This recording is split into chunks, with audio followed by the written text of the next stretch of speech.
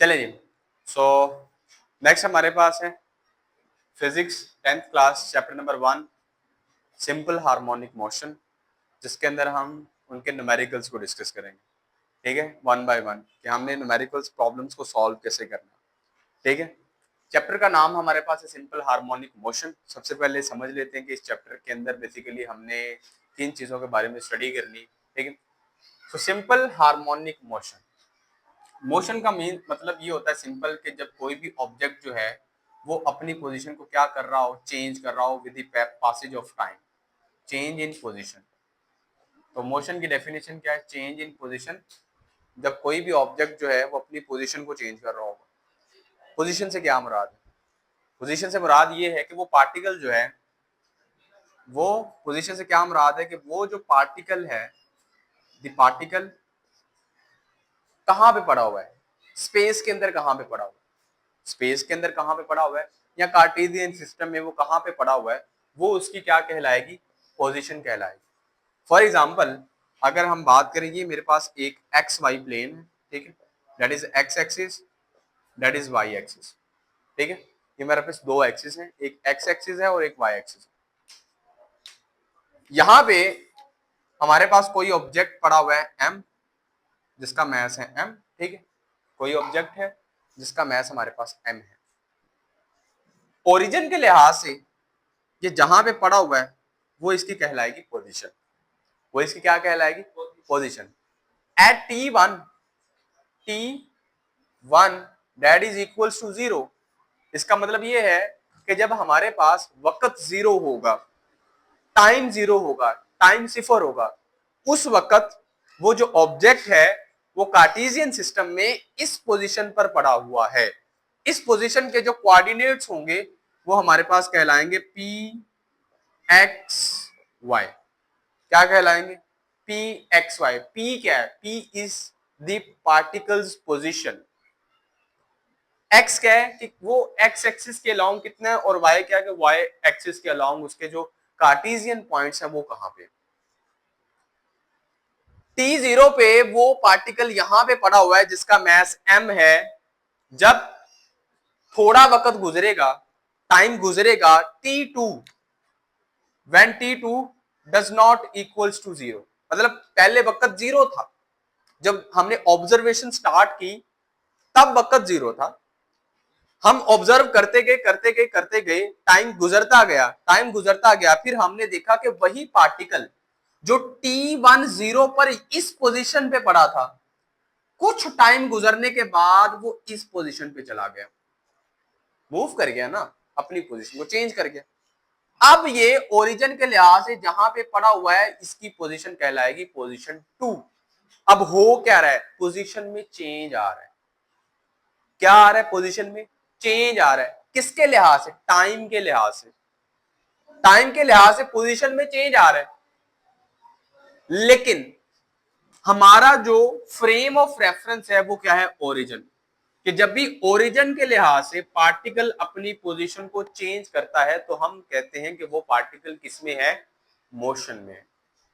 तो यहां से फिर हम कह सकते हैं मोशन की डेफिनेशन क्या है कि whenever an object changes its position with respect to time या with respect to an axis, an origin, a Cartesian system, a space, a frame of reference, an object, any particle that is surrounding him, जो उसको surround करता है, वो क्या कहलाएगी? हमारे पास motion कहलाएगी। अब नेक्स्ट वर्ड की तरफ चलें, that is harmonic. What does mean by harmonic? Harmonic का हमारे पास जो वर्ड है, it refers to the such type of motion. Type of motion, motion क्या है वो हमने देख लिया। हार्मोनिक क्या है? हार्मोनिक हमारे पास it's a type of motion. Motion का मतलब क्या? ऑब्जेक्ट क्या कर रहा होगा? पोजीशन चेंज कर रहा होगा। वो एक जगह पे मखसूस नहीं होगा, टाइम गुजरने के साथ साथ उसकी पोजीशन में क्या आ रहा होगा? चेंज आ रहा होगा। फॉर एग्जाम्पल इस लम्हे में यहां पे हूं, अगले लम्हे में यहां पे हूं, तो हर लम्हे मेरी पोजीशन में क्या आ रही? वेरिएशन आ रही, चेंज आ रहा है, बिकॉज मैं मोशन में हूं। जब मैं मोशन में हूं तो टाइम के लिहाज से जो मेरी पोजीशन है वो चेंज हो रही होगी। अब हार्मोनिक क्या है? टाइप ऑफ मोशन है। अब ये कैसी टाइप ऑफ मोशन है? ये ऐसी टाइप ऑफ मोशन है जो क्या करती है, that repeat itself, that repeats itself. ऐसी मोशन जो खुद को रिपीट करे। हार्मोनिक का जो वर्ड होता है इसका मीनिंग होता है रिपीट करना या रेपिटेशन, दोहराना, अपनी मोशन को दोहराना। फॉर एग्जाम्पल, अगर हम बात करें कि मेरे पास एक सूरज है, सन, ठीक है, जिसके अराउंड जो अर्थ है वो ऑर्बिट कर रही है। ऑर्बिट से मुराद अपनी मोशन को कंटिन्यू किया हुआ उसने। अर्थ के मैस को एम कह लेते हैं। अब होगा क्या, लेट्स सी ये पोजीशन ए, पॉइंट ए से चलना शुरू करती है। जब ये अर्थ इस सर्कुलर पाथ में घूमती रहेगी, घूमती रहेगी, घूमती रहेगी, तो एक टाइम के बाद ये वापस उसी पोजीशन पे आ जाएगी जहां से इसने चलना शुरू किया था। सेम उसी पोजीशन पे आ जाएगी ना, उसी लोकेशन पे आगे आ जाएगी जहां से इसने चलना शुरू किया। क्या वहां उसी पोजीशन पर आने के बाद ये रुक जाएगी? नहीं रुकेगी ना। क्या करेगी? उसी मोशन को दोबारा कंटिन्यू करेगी। उसी मोशन को क्या करेगी? दोबारा कंटिन्यू करेगी। इसके अलावा पेंडुलम क्लॉक्स देखे होंगे, घड़ियां देखी होंगी जिसके नीचे एक पेंडुलम लगा होता है, टिक टिक टिक टिक कर रहा होता है। कभी इधर जा रहा है, कभी उधर जा रहा है, कभी इधर जा रहा है, कभी उधर जा रहा है, कभी इधर, रुकता नहीं है, इधर उधर इधर उधर इधर उधर। What is happening? वो क्या कर रहा है? अपनी मोशन को रिपीट कर रहा है। Such type of motion that repeats itself after specific interval of time, ऐसी हरकत जो एक खास वक्त या मखसूस वक्त के बाद अपनी हरकत को रिपीट करे, दोहराए, वही अमल दोबारा करे, वो मोशन हमारे पास क्या कहलाती है? Harmonic motion. हार्मोनिक मोशन का दूसरा नाम हमारे पास कहलाता है periodic motion. What we refers it as a periodic motion. Periodic motion भी हमारे पास क्या होती है? पीरियोडिक मोशन भी हमारे पास सिंपल हार्मोनिक मोशन ही होती है, जिसके अंदर ऑब्जेक्ट जो है वो अपनी मोशन को रिपीट करेगा। समझ आ रही? क्लियर हो रही बात? ओके। नेक्स्ट हमारे पास है सिंपल। सिंपल का मतलब क्या होता है? सादा, इजी, आसान। हार्मोनिक मोशन जो होती है वो दो तरह की होती है। फर्स्ट ऑफ ऑल सिंपल और कॉम्प्लेक्स। सिंपल और कॉम्प्लेक्स। कॉम्प्लेक्स का मतलब पेचीदा। पेचीदा कैसे? उसके अंदर एक ऑब्जेक्ट नहीं होता, multiple objects are repeating their motions. Multiple objects, एक ऑब्जेक्ट नहीं, मल्टीपल ऑब्जेक्ट जो है वो अपनी मोशन को क्या कर रहे होते हैं? रिपीट कर रहे होते हैं। For example compound pendulum.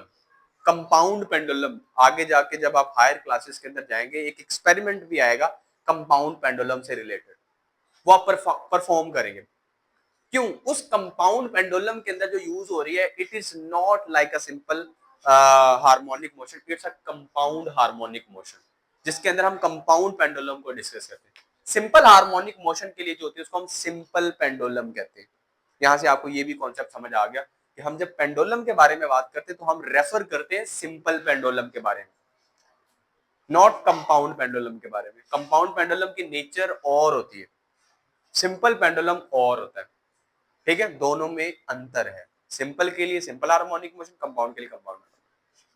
Okay, इस चैप्टर का जो 50% पोर्शन है it refers to the simple harmonic motion, SHM, सादा हार्मोनिक मोशन से ताल्लुक रखती है।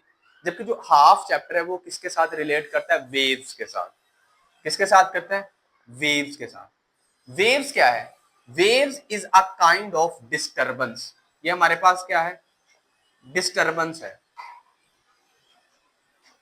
डिस्टर्बेंस है जो एक पॉइंट से दूसरे पॉइंट की तरफ ट्रेवल करता है। वेव क्या है? Wave is a kind of disturbance that travels from the point of origin, जहां से वो ओरिजिनेट हो रहा है, जहां से वो पैदा हो रहा है, to the point of ending, ending point की तरफ मूव कर रहा है।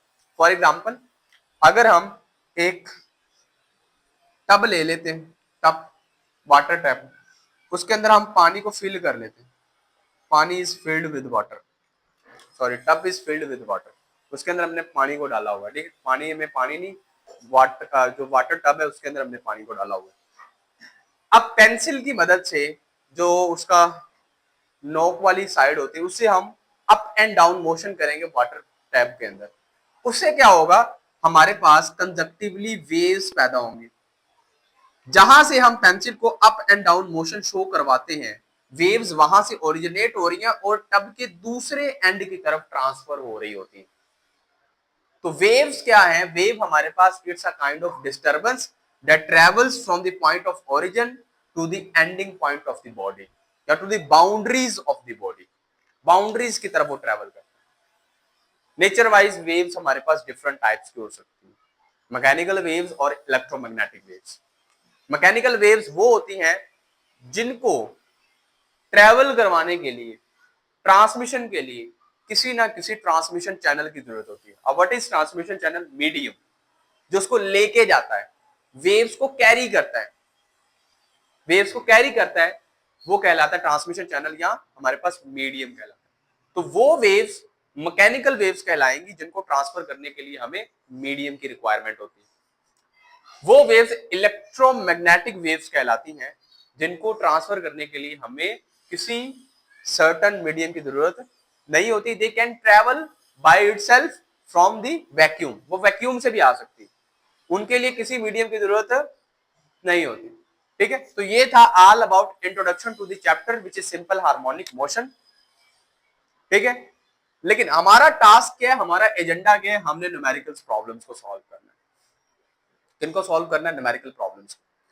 सो इन न्यूमेरिकल प्रॉब्लम्स के लिए जितने भी फॉर्मूलाज जो हमने यूज करने, आई विल राइट डाउन और हम उनके ऊपर थोड़ी सी बहस और मुबासा कर लेते हैं। ठीक है, ताकि ड्यूरिंग द कैलकुलेशन हमें कोई प्रॉब्लम ना आए कि हम ये फॉर्मूला क्यों यूज कर रहे हैं, वो क्यों यूज कर रहे हैं, इसका पर्पस क्या है, इसका पर्पस क्या है। तो सबसे पहले हमारा जो फॉर्मूला होगा, it is related to the time period. किसके साथ रिलेटेड होगा? टाइम पीरियड, टाइम पीरियड से रिलेटेड होगा।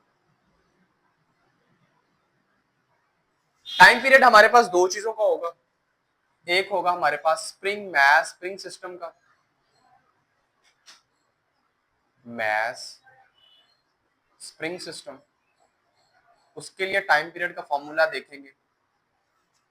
इसके अलावा हम देखेंगे सिंपल पेंडुलम के लिए जो टाइम पीरियड का फॉर्मूला होता है, सिंपल पेंडुलम, उसके लिए टाइम पीरियड का फॉर्मूला कैलकुलेट करेंगे। अच्छा जी, तो मैस स्प्रिंग सिस्टम के लिए जो हमारे पास फॉर्मूला यूज होता है टाइम पीरियड के लिए, that is T which is equals to 2 pi square root में m over k, square root में m over k, that is for mass spring system. Simple pendulum के लिए करेंगे तो t is equals to 2 pi square root में l over g। दो फॉर्मूले हैं, दो डिफरेंट फॉर्मूले। एक हम यूज करते हैं मैस स्प्रिंग सिस्टम का टाइम पीरियड कैलकुलेट करने के लिए और एक हम यूज करते हैं सिंपल पेंडुलम का टाइम पीरियड कैलकुलेट करने के लिए। अब what is time period? Time period हमारे पास वो स्पेसिफिक ड्यूरेशन होती है जिस ड्यूरेशन के बाद ऑब्जेक्ट अपनी मोशन को रिपीट करता है इटसेल्फ। अगर हम बयान करें तो अर्थ का टाइम पीरियड क्या है? अर्थ एक चक्कर मुकम्मल करती है ना, एक साइकिल उसका मुकम्मल होता है, तो एक साइकिल को मुकम्मल करने में जितना उसको टाइम लगता है दैट इज टाइम पीरियड, वो उसका क्या कहलाता है? टाइम पीरियड कहलाएगा। ओके, अब यहां पे देख लेते हैं कि हमारे पास मैस स्प्रिंग सिस्टम का जो टाइम पीरियड है वो किन किन चीजों पे डिपेंड करता है। डिपेंडेंस क्या है? डिपेंडेंस, और किन किन चीजों पे वो डिपेंड नहीं करता। याद रखना है कि मैस स्प्रिंग सिस्टम का जो टाइम पीरियड है वो दो चीजों पे डिपेंड करेगा। किन चीजों पे डिपेंड करेगा? दो चीजों पे। नंबर वन,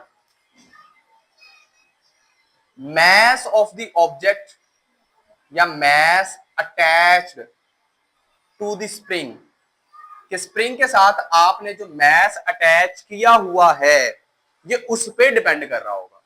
नंबर वन, कि time period of mass spring system depends upon mass attached to the spring.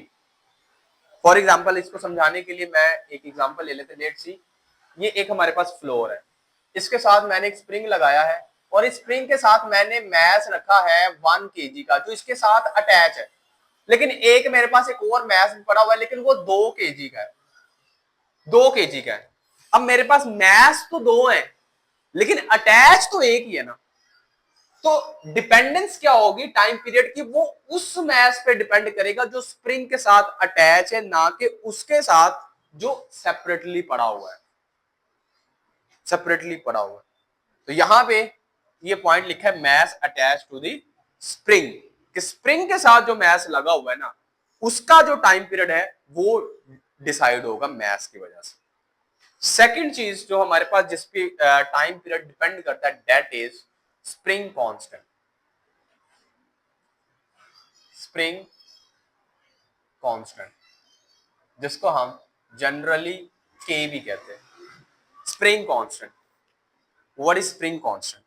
Spring constant हमारे पास क्या, हुक्स लॉ कहता है कि हमारे पास जो फोर्स है और वो फोर्स उस स्प्रिंग के अंदर जो डिस्टॉर्शन पैदा करेगी, फोर्स और जो डिस्टॉर्शन होगी, डिस्टॉर्शन का मतलब डिस्टरबेंस होगी, जो लेंथ में इजाफा होगा या जो लंबाई में इजाफा या कमी होगी, कंप्रेशन भी हो सकती है और हमारे पास एक्सपेंशन भी हो सकती है, वो बढ़ भी सकता है और वो कम भी हो सकता है।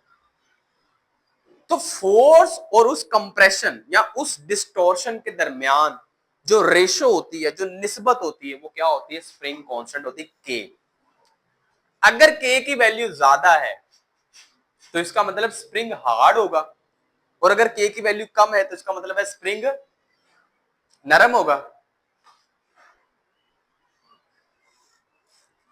चल रहा है, स्प्रिंग नरम होगा, क्लियर हो रही बात। लेकिन अगर, तो इसका मतलब ये है कि टाइम पीरियड पे के की वैल्यू चेंज होने से टाइम पीरियड चेंज होता है, मैस चेंज होने से हमारे पास क्या चेंज होता है, टाइम पीरियड चेंज होता है। लेकिन remember one thing, I have a question, अगर मेरे पास एक स्प्रिंग है, इस स्प्रिंग की जो लेंथ थी, जो इसकी टोटल स्प्रिंग की लंबाई थी, लेंथ, लेट्स सी वो मेरे पास थी 1 मीटर, वो कितनी थी, 1 मीटर, 1 मीटर थी। अब मैं क्या करता हूं, उस स्प्रिंग की जो लेंथ है उसको 2 मीटर्स कर देता हूं, 2 मीटर कर देता हूं। क्या स्प्रिंग की लेंथ चेंज करने से टाइम पीरियड पर कोई असर पड़ेगा? जी, लेंथ चेंज करने से टाइम पीरियड पर कोई असर पड़ेगा या नहीं? पढ़ना चाहिए कि नहीं पढ़ना चाहिए? अगर हम कॉमन सेंस से देखें तो पढ़ना चाहिए, बट रियलिटी क्या है, जब हम आइडियल केस के बारे में बात करते हैं ना, when we say about ideal case, और अभी हम पढ़ के आ चुके हैं कि डिपेंडेंस किन पे है, मैस पे है और स्प्रिंग कांस्टेंट पे। इस फॉर्मूले के अंदर दो चीजों के अलावा कोई तीसरी चीज तो नहीं नजर आ रही। ये तो नहीं कहा गया कि छोटे स्प्रिंग के लिए टाइम पीरियड कम होगा, बड़े स्प्रिंग के लिए टाइम पीरियड ज्यादा होगा, बड़े स्प्रिंग के लिए टाइम पीरियड कम होगा, छोटे स्प्रिंग के लिए टाइम पीरियड ज्यादा होगा। इट मींस स्प्रिंग की लेंथ डजंट मैटर, कि वो ज्यादा हो रही है वो कम हो रही है, but one thing should be kept in mind, ये दोनों चीजें तभी एप्लीकेबल है when Hooke's law is valid, when Hooke's law is valid, जब हमारे पास हुक का कानून जो है वो वैलिड रहेगा। अजान का वक्फा ले लेते हैं।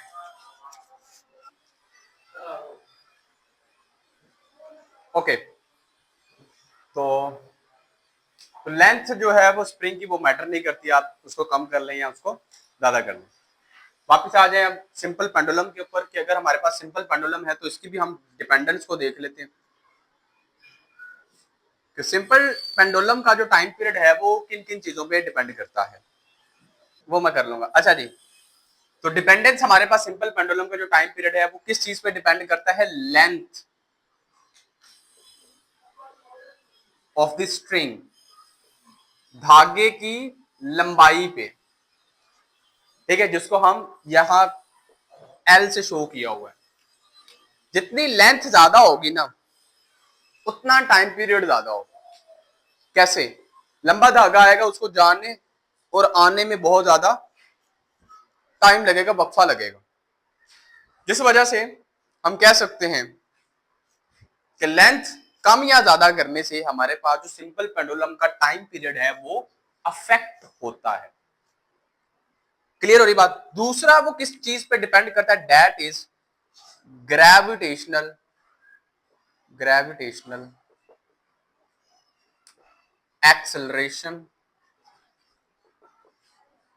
Of the planet. जिस प्लैनेट के ऊपर हमने पेंडुलम को रखा हुआ है उस पेंडुलम के ग्रेविटेशनल एक्सेलरेशन पर भी सिंपल पेंडुलम का टाइम पीरियड डिपेंड करता है। अगर हमने पेंडुलम को अर्थ पे रखा है तो उसका टाइम पीरियड और होगा, और अगर हमने इसको चांद के ऊपर रखा है तो उसका टाइम पीरियड और होगा, मार्स के ऊपर रखेंगे तो और होगा, वीनस के ऊपर रखेंगे तो और होगा।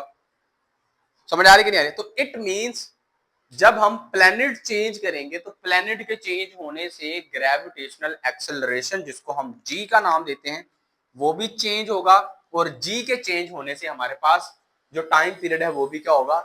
चेंज होगा। अब कौन सी ऐसी चीज है जिसके ऊपर time period of simple pendulum depend नहीं करता? That is mass of the Bob.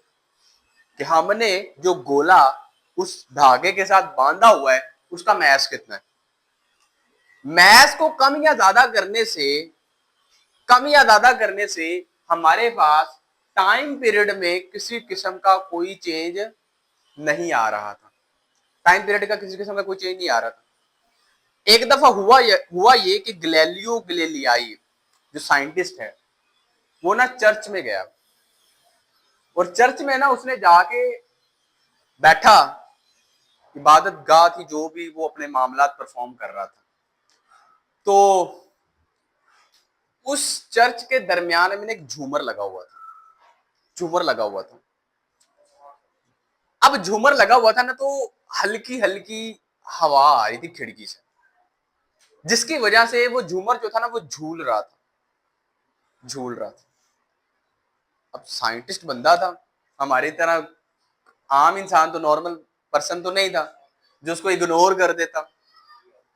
उसने क्या किया? उसने ऑब्जर्व किया कि ये झूमर जो है सेम टाइम में वापस उसी पोजीशन पे आ रहा है। अब उस टाइम तक घड़ियां तो इजाद हुई नहीं थी, घड़ियां तो बहुत बाद में इजाद हुई है। सिंपल पेंडुलम के इजाद होने के बाद क्रिश्चियन हाइजन ने जो है पहला सिंपल पेंडुलम क्लॉक इन्वेंट किया, फिर जाके घड़ी बनी। उससे पहले घड़ी तो थी नहीं। तो फिर टाइम को कैसे कैलकुलेट किया गैलीलियो ने कि भाई वाकई में इतने टाइम के अंदर वो जो हमारे पास झूमर है वो स्विंग करेगा, घूम के आएगा वापस।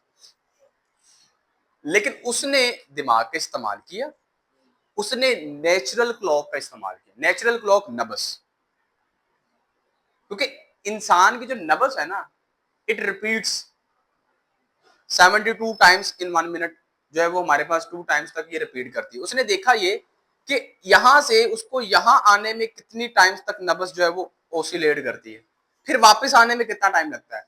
उसने हर दफा देखा, हर दफा टाइम क्या आ रहा था? सेम। अब वो घर चला गया। घर जाने के बाद उसने लैब में एक्सपेरिमेंट किया। धागा लिया, धागे के साथ उसने एक मैस बांध दिया। मैस बांध दिया। पहले उसने मैस बांधा हल्का हल्का मैस बांध के उसने नब्बस से उसको कैलकुलेट करने की कोशिश की, तो टाइम पीरियड कुछ आ गया, जो भी आ गया, वट एवर क्या आया। उसने देखा 2 सेकंड में ऑसिलेशन हो रही है, 3 सेकंड में हो रही है। उसने क्या किया? उसी लेंथ को सेम रखते हुए बॉब का मैस बदल दिया, उसको भारी कर दिया। जब भारी किया फिर देखा तो सेम टाइम पीरियड जो हल्के मैस पे आ रहा था। वो बड़े परेशान हुआ कि ऐसा क्यों हो रहा है, मैस को तो बदलना चाहिए। जब मैस भारी होना चाहिए तो इसको कम टाइम में आना चाहिए, लेकिन ये बहुत उसी टाइम पे आ रहा है, इसको जल्दी आना चाहिए, कम आना चाहिए। उसने पता क्या किया? लेंथ को चेंज किया। जैसे ही उसने लेंथ को चेंज किया हमारे पास टाइम पीरियड भी क्या हो गया? चेंज। वहां से उसने ये कैलकुलेशन पेश की कि हमारे पास जो सिंपल पेंडुलम का टाइम पीरियड है it's depends on length of the string. या length of the pendulum, not on mass पे डिपेंड नहीं करता। क्लियर हो रही है अंडरस्टैंडिंग? तो ये दो फॉर्मूलाज हैं जिनको हम यूज करेंगे, ठीक है। आज के लेक्चर में हम इन्हीं दो को यूज करेंगे, ठीक है। नेक्स्ट लेक्चर में जब देखेंगे तो उसका इंट्रो नेक्स्ट लेक्चर के साथ होगा। तो अब आ जाए जल्दी से न्यूमेरिकल नंबर 1, ठीक है। न्यूमेरिकल नंबर 1 विच इज, इसको मिटा देते हैं जी।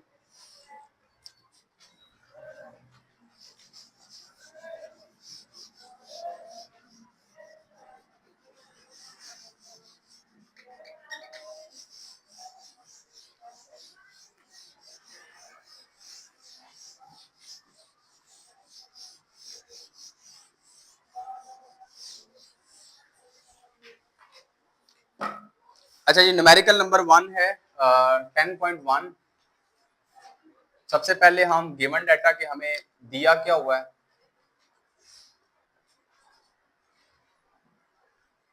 ठीक है। तो गिवन डाटा में जब हम रीड करें the time period of a simple pendulum is 2 second. इसका मतलब ये है कि हमारे पास एक टाइम पीरियड, एक सिंपल पेंडुलम है, उसका जो टाइम पीरियड है वो कितना है, 2 सेकंड है। So we can say t is equals to 2 second. तो हमारे पास टाइम पीरियड कितना है, 2 सेकंड है। What will be its length on the earth, जमीन पर उसकी लंबाई क्या होगी। What will be its length on the moon, चांद पर उसकी लंबाई क्या होगी। इफ जी एम, मतलब कि मून के ऊपर जो ग्रेविटेशनल एक्सेलरेशन है वो बराबर है GE/6। तो एक हमें चीज ये गिवन है कि GM gravitational acceleration on moon equal है gravitational acceleration on earth divided by 6 के, डिवाइडेड बाय 6 के, ये हमें गिवन है जी। और इसका यूनिट भी साथ लिख लें, दैट इज वो आ जाएगा, ठीक है। और क्या गिवन है, where GE is equals to, GE equals to 10 metres per second square. तो ये वो चीजें जो हमें गिवन है। फाइंड हमने क्या करना है जी,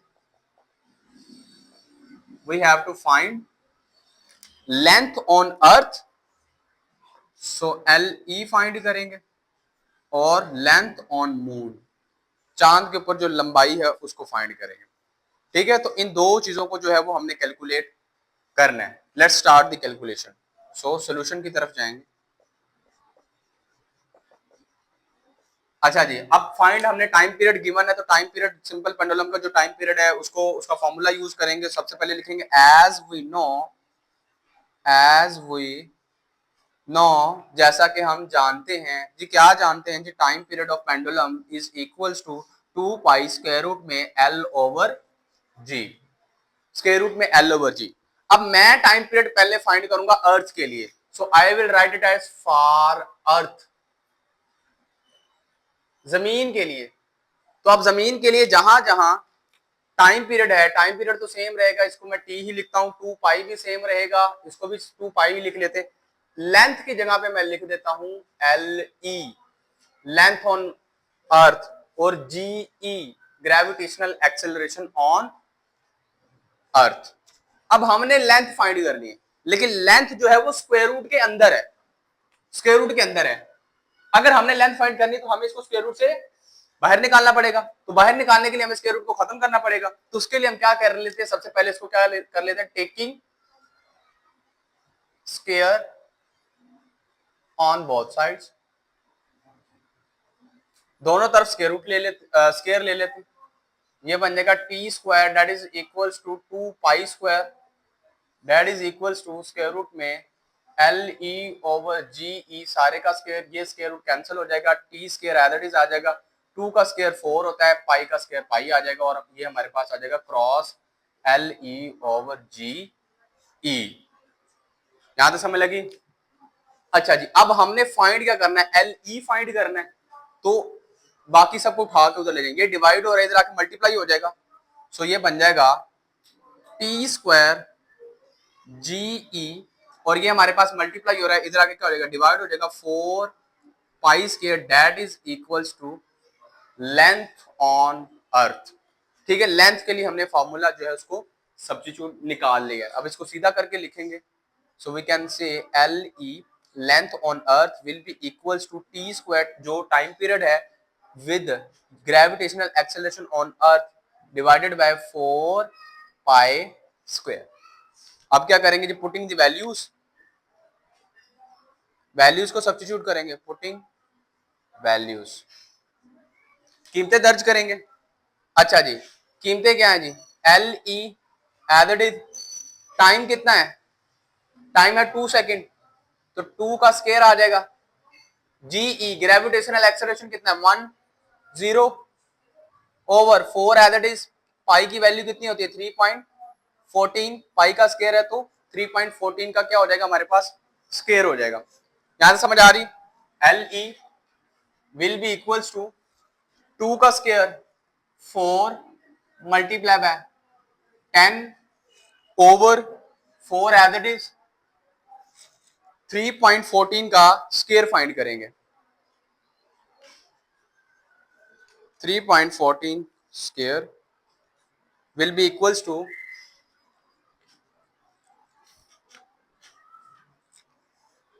9.8596। ऊपर वालों को ऊपर मल्टीप्लाई कर देंगे, नीचे वालों को नीचे मल्टीप्लाई कर देंगे। So L E length on earth will be equal to 4 को 10 से मल्टीप्लाई करेंगे तो 40 हो जाएगा, divided by 4 multiply by 9.8596, so it will becomes 39.4384। Divide करवा देंगे जी 40 से, 40 divided by 39.4384 and we are left with 1.01 और लेंथ का यूनिट क्या होता है मीटर। सो ये हमारे पास आ गई है डियर स्टूडेंट्स लेंथ, जो कि कहाँ है जमीन पे, उस पेंडुलम की लेंथ जमीन पे है। अब नेक्स्ट हमने क्या कैलकुलेशन करनी है फॉर मून, कि मून के ऊपर उसकी लेंथ क्या होगी। नोट डाउन कर लिए, ठीक है, जल्दी से नोट डाउन करें। कंप्लीट हो गया तो मैं यहीं पे इसको जो है वो मून के लिए चलें, यहीं पे जगह है यहीं पे कर लेते हैं फॉर मून। सारी कैलकुलेशन दोबारा नहीं करनी, I will use this formula direct, equation number 1, इसको नाम दे देता हूं इक्वेशन नंबर 1 का, और यहां पे मैं रेफरेंस दे देता हूं फ्रॉम इक्वेशन 1, इक्वेशन 1 की रूह से। इक्वेशन 1 क्या है जी, लेकिन अब चूंकि ये इक्वेशन 1 है लेकिन हमने इसको मून के लिए लिखना है, तो जहां जहां ई आ रहा था वहां वहां क्या लिखेंगे एम लिखेंगे। सो ई की जगह पे M, L M will be equals to T square और G M over 4 pi square. इस जनरल फॉर्मूला हमारे पास बन जाएगा मून के लिए। क्लियर है, बस सब्स्टिट्यूट कर दिया, सबस्क्रिप्ट चेंज कर दिया है। पहले हमने अर्थ के लिए लिख रहे तो ई आ रहा था, अब हम मून के लिए कर रहे हैं तो जहां जहां ई है वहां क्या आ गया है एम। अब यहाँ पे हमें क्या चीज फाइंड नहीं है, जीएम हमारे पास नहीं है, लेकिन हमें उसका फॉर्मूला दिया हुआ है, तो हम यहीं पे गिवन के अंदर ही इसको कैलकुलेट कर लेते हैं। अच्छा जी, कैलकुलेट करने के लिए क्या है, जी एम इक्वल है जी ई बाय 6। जी ई हमारे पास 10 है, 10 बाय 6 कितना होता है 1.63 मीटर्स पर सेकेंड स्क्वायर। तो यहां से जी एम हमारे पास कितना आता है 1.63। सिंपल क्या करेंगे, putting values, L M is equal to time, time हमारे पास है 2 सेकेंड, तो ये आ जाएगा 2 का square. G M gravitational acceleration on moon, वो हमारे पास क्या है वो अभी हम कैलकुलेट करके हैं, विच इज 1.63। सो 1.63 आ जाएगा ओवर 4 एज इट इज, पाई की वैल्यू है 3.14 और उसका क्या है स्क्वायर है। So L M that is equals to 2 का स्क्वायर 4 होता है 1.63 as it is आ जाएगा, 4 as it is, 3.14 का जो स्क्वायर है that is 9.8, अप्रॉक्सीमेटली 9.8 के इक्वल होता है। ठीक है, अब ऊपर वाला ऊपर मल्टीप्लाई हो जाएगा, नीचे वाला नीचे मल्टीप्लाई हो जाएगा। ऊपर हमारे पास है 4 into 1.63 that is equals to 6.52 over multiply by 4, तो ये हमारे पास आएगा 39, जो कि हमने प्रीवियसली कैलकुलेट किया हुआ है 4384। डिवाइड करवा दें ऊपर वाली रकम 6.52 divided by 39.4384 and we are left with 0.1653 और लेंथ का यूनिट हमारे पास क्या होता है मीटर। अगर इसको हम अप्रॉक्सीमेशन में लेके जाएं, अप्रॉक्सीमेट करें तो अप्रॉक्सीमेशन से इन अप्रॉक्सीमेशन तो ये हमारे पास लेंथ जो है वो ये इक्वल आ जाएगा 0.17 मीटर। अब दोनों लेंथ जो है वो एक दूसरे से बहुत ज़्यादा डिफरेंट है।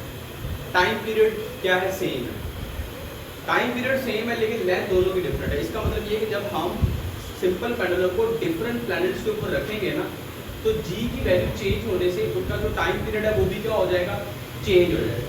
ठीक है, तो ये है हमारे पास problem number 1। Next we will move for problem number 2। अच्छा जी, नेक्स्ट हमारे पास है problem number 10.2। A pendulum of length 0.99 meters is taken to the moon by an astronaut। एक एस्ट्रोनॉट है जो कि हमारे पास मून पे लैंडिंग हुई उसकी, ठीक है, उसने जो टाइम पीरियड कैलकुलेट किया है एक पेंडुलम का, उसकी जो लेंथ कैलकुलेट किया है वो है 0.9 metres. The period of the pendulum is 4.9 seconds. What is the value of G on the surface of the moon. ठीक है, क्या गिवन क्या है, गिवन हमारे पास ये है कि हमारे पास उस जो पेंडुलम है उसकी लेंथ जो है मून के ऊपर, so L M that is equals to 0.99 meters उसकी लेंथ है मून के ऊपर जो कि एस्ट्रोनॉट ने मेजर किया, और उसका टाइम पीरियड जो पेंडुलम का मेजर किया है that is T which is 4.9 seconds.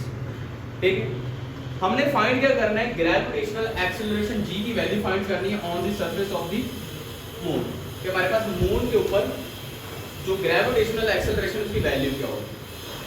Previously हमने एक इक्वेशन जो थी उसको डिराइव किया था टाइम पीरियड के फॉर्मूले से, स्क्वायर लेके उसको कैंसिल आउट करके, वो हमने देखा था कि हमारे पास जो मून की लेंथ होगी, मून के ऊपर पेंडुलम की लेंथ होगी वो इक्वल होगी T²G_m/4π²। अब चूंकि हमने GM निकालना है, तो इसके लिए हम रीअरेंज करेंगे, 4π² डिवाइड हो रहा है इधर आके मल्टीप्लाई हो जाएगा, तो ये हमारे पास बन जाएगा LM length on moon multiply by 4π²। T² हमारे पास यहाँ मल्टीप्लाई हो रहा है GM के साथ, इधर आगे क्या हो जाएगा divide, that is equals to GM gravitational acceleration on moon. इसको रीअरेंज कर लेंगे, so gravitational acceleration on moon will be equals to 4π² multiply by length of the pendulum. अब चूंकि हमने जी की वैल्यू फाइंड करनी है, सो वैल्यू सब्स्टिट्यूट करेंगे, पुटिंग द वैल्यूज,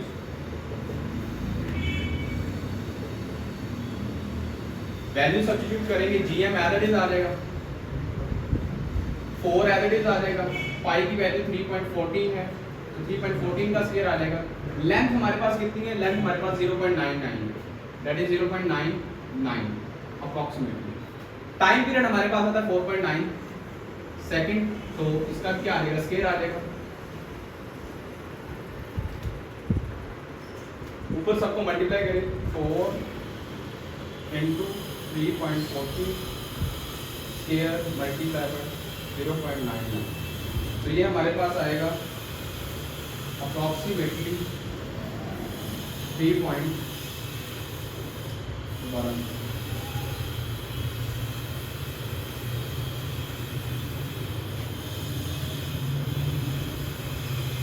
तो 39.044062, 4.9 का स्क्वायर,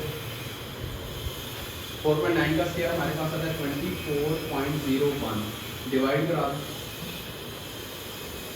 39.044016 डिवाइडेड बाय 24.01, तो ये हमारे पास आएगा अप्रॉक्सीमेटली 1.626 मीटर्स पर सेकंड।